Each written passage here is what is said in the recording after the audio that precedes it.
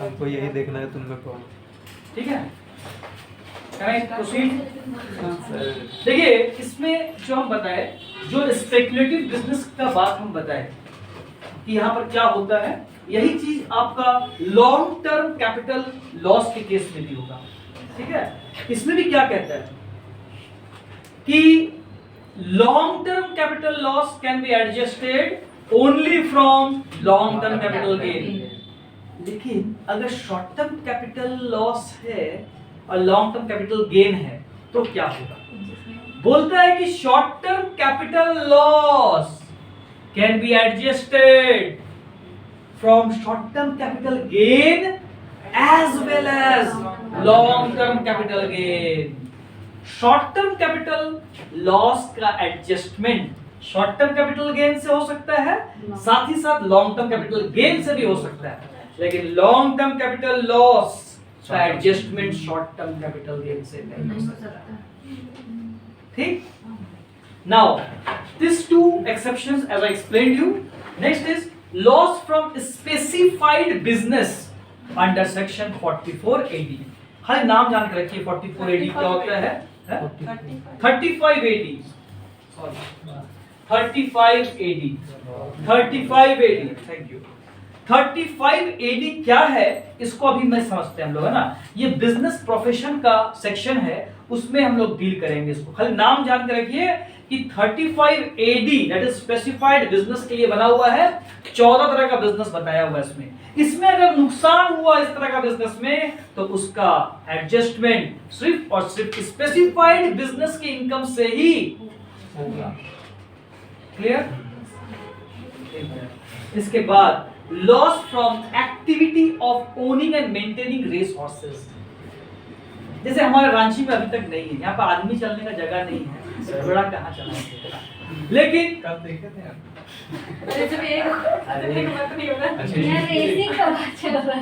बड़े बड़े महानगरों में जहाँ पर लोगों के पास अफरात कमाई होती है या कमाई नहीं भी होती है, जो किस्मत में बिलीव करता है, मेहनत में बिलीव नहीं करता है, वैसे लोगों को आप कहाँ मिल पाएंगे?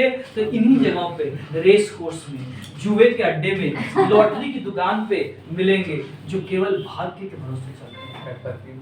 ठीक है, नाउ थिंग इज, मैं जो बोलना चाह रहा हूँ, जैसे कि बेंगलोर है, कलकत्ता है ना, कोलकाता है, हैदराबाद है, ये सब में आपको रेस कोर्स मिलेगा और वहां पर जैसे घोड़ा दौड़ाया जाता है और घोड़ा पे पैसा लगाया जाता है कि आज ये घोड़ा राम नाम का घोड़ा है, जीतेगा।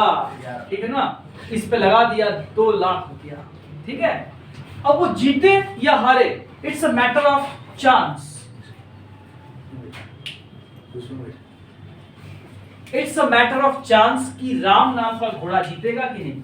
लेकिन ये घोड़ा पालने वाली है, ठीक है ना, घोड़ों का अस्तबल है इनके पास, ठीक है ना, ये घोड़ा लेती है और रेंट लेती है, बेचती नहीं है, रेंट लेती है। 2 चीज हम बता रहे हैं, एक घोड़ा जीतने का बात हम बोले और एक रेंट लेने का बात बोले। दोनों में से कौन सा सर्टन है? सर्टन कौन सा है? रेंट सर्टन, एकदम सही बोले। नाउ थिंग इज कि रेंट वो ले ली, अब घोड़ा जीता या हारा उसके जिम्मेदार ये नहीं है। वो नहीं बोल सकता लेने वाला तुम्हारा घोड़ा जीता नहीं, ये वो बोला कि भाई सब घोड़ा पे ऐसा ही होता है, वहां पर क्या परफॉर्म करेगा, नोबडी नोस। तो यहाँ पर जो रेंट से पैसा आया वो इनकम हुआ, income from owning and maintaining race horse, ध्यान रखना। और जो घोड़ा जीतेगा, अगर जीतता है, उसको बोलते हैं विनिंग फ्रॉम रेस हॉर्सेस। दोनों में अंतर है। इनकम फ्रॉम रेंट जो लिए वो हुआ, हाँ, रेंट जो तुमको आया वो तुम्हारा इनकम हुआ, और जो चांस से जीत जाएगा अगर, तो विनिंग कहलाएगा वो चीज। बात को समझना है, विनिंग फ्रॉम रेस हॉर्स दिया हुआ रहेगा या फिर इनकम फ्रॉम रेस हॉर्स। खाली हॉर्स का बात, no camel, no donkey, no man, no women, only horse का बात स्पेसिफिक। ये घुमाएगा आपको क्वेश्चन में, तो वहां पे घूम के जवाब नहीं देना है, दिमाग को लगाना है। हॉर्स पे रेंट कैसे लगेगा? आप बात को नहीं सुन रहे हैं। हॉर्स पे रेंट नहीं लगता है मेरे भाई।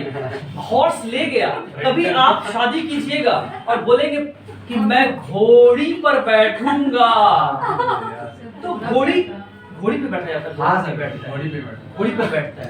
हाँ, तो उस केस में क्या वो घोड़ी आप परचेज कर लीजिएगा? नहीं। तो क्या बात है सर, रेंट पे लेकर आएंगे तो रेंट दीजिएगा ना भाई। वही चीज हम लोग बोल रहे हैं, घोड़ा पे रेंट नहीं, घोड़ा के लिए रेंट दिया जा रहा है। तो ये घोड़ा सप्लाई करती है, घोड़ा जो भी सप्लाई करती है। नाउ द थिंग इज कि जो इसको रेंटल इनकम आया वो इसके लिए इनकम है, income from owning and maintaining race horses, दौड़ने वाला घोड़ा है ना।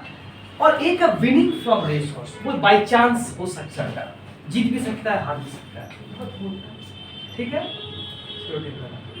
नाउ थिंग इज, अब कहानी क्या है, हम जो बोलना चाह रहे हैं ध्यान से सुनिए। अगर आपको मान लीजिए किसी समय ऐसा हो सकता है कि लॉकडाउन टाइप का समय आ गया, नहीं है, ईश्वर से कर मनाइए, और कोई लेने वाला नहीं आया, जैसे कि ये लगाता था, है ना, आता था। अब क्या हुआ, लॉकडाउन में पैसा कहीं से इनकम नहीं हो रहा है, तो ये लगा नहीं पा रहा है। लेकिन जो आपके पास घोड़ा है, क्या वो खाना बंद कर देगा? क्या अस्पताल का किराया लगेगा? नहीं, वो ज्यादा खाएगा, है ना। बैठे बैठे आदमी ज्यादा खाता है, तो घोड़ा घोड़ी जो भी है सब ज्यादा खाने लग गया, और आपका रेंट लग रहा है, वो तगड़ा होते जा रहा है, पर आप स्विंग करते जा रहे हैं। आपके पास खर्चा लग रहा है, एक्सपेंसेस खाली इनकर कर रहे हैं, तो आप गुस्सा में क्या करेंगे, कभी कभी खुद ही घोड़ा को रेस कोर्स में लगा दीजिएगा। आप घोड़ों की मालकिन हैं, आप खुद लगा दिए और उसमें जीत भी गए, ठीक है, बात को समझिएगा। सवाल ये है कि एक आध महीना ये जब देखी कि कोई लेनदार नहीं आया, लेने वाला नहीं आया घोड़ा को, रेंटल इनकम नहीं हुआ, लॉसेस होने लग गया हर महीना का, रेंट का खर्चा, फॉर्डर का खर्चा। तो वो क्या की थर्ड मंथ में खुद दौड़वा दी घोड़ा को और जीत भी गई। समझ रहे हैं? अब क्वेश्चन आता है कि जो लॉस हुआ था, समझ पा रही हो, जो लॉस हुआ, मतलब जो रेस हॉर्सेस को मेंटेन करने से, क्या उस लॉस का adjustment winning from race horses से हो सकता है? प्रथम दृष्टा में लगता है, फर्स्ट साइट में, कि हो सकता है, लेकिन लॉ कहता है नहीं, ऐसा नहीं हो सकता, ऐसा नहीं होगा। विनिंग फ्रॉम रेस हॉर्स से आपका लॉस फ्रॉम रेस हॉर्स को एडजस्ट नहीं कर सकते हैं। तब कैसे करेंगे? बोला गया कि इसका एडजस्टमेंट जो है वो इनकम फ्रॉम रेस हॉर्सेस से ही होगा। इनकम मतलब ये दोबारा से आएगा, पैंडेमिक खत्म हो जाएगा, फिर रेंटल इनकम देगा, तो जो इनकम आया उसी से फिर वो लॉस का एडजस्टमेंट होगा। कंक्लूजन यही निकलता है कि loss arising from activity of owning and maintaining race horses can only be adjusted from income from maintaining and owning the race horses. ठीक है? Everything is law. That's why I am interpreting. I am only an intermediary between you and the law, income tax law. ठीक है ना? अभी आप खाली समझिए क्यों है, कैसे है, ये तो सेकेंडरी चीज है ना। हम लोग खाली इंटरप्रेट कर रहे हैं, इस पे बाद में हम लोग चर्चा कर सकते हैं क्यों है। अभी तो ये है, ये तो आप पहली बार जाने ना, तो अभी खाली जान रखिए कि ये है, ऐसा लॉ बताया गया है। क्लियर है? लास्ट एक्सेप्शन इज कि सेल ऑफ सिक्योरिटीज से अगर नुकसान होता है तो उसका इनकम फ्रॉम सिक्योरिटीज से ही एडजस्टमेंट होगा। ये 5 अपवाद हैं जहां पर अपने ही सोर्स से उसका लॉस का एडजस्टमेंट होगा। Is it clear? ये हो गया इंट्रा हेड एडजस्टमेंट का कहानी। Now comes section 71, inter head adjustment. जैसे हम लोग जब अपना एग्जामिनेशन लिखते हैं तो पहले अपना ही दिमाग का यूज करते हैं, है ना। नहीं आता तो इधर से तो दवा ववा देखते कहाँ पर है, निकाले, लिखते। जब नहीं होता है या फिर अपना पॉकेट से निकाल के देखते हैं ना, जब देखा पकड़ा जाने का डर है, तब तुम क्या लिखे जी, तुम क्या लिखे, कॉपी दिखाओ, ऐसा करने की कोशिश करते। जो पहला काम किया वो इंट्रा था, और जब इससे उससे पूछ कर रहे हैं तो वो इंटर हो गया। तो अब यहाँ पर जो हम बोलना चाह रहे हैं कि जब आपका पहला साल में लॉस इनकर हुआ, जैसे जो मैंने एग्जांपल दिया था 4 घर में 3 घर से आपको इनकम और 1 घर से नुकसान हुआ, लेकिन वो नुकसान का जो अमाउंट था काफी बड़ा था।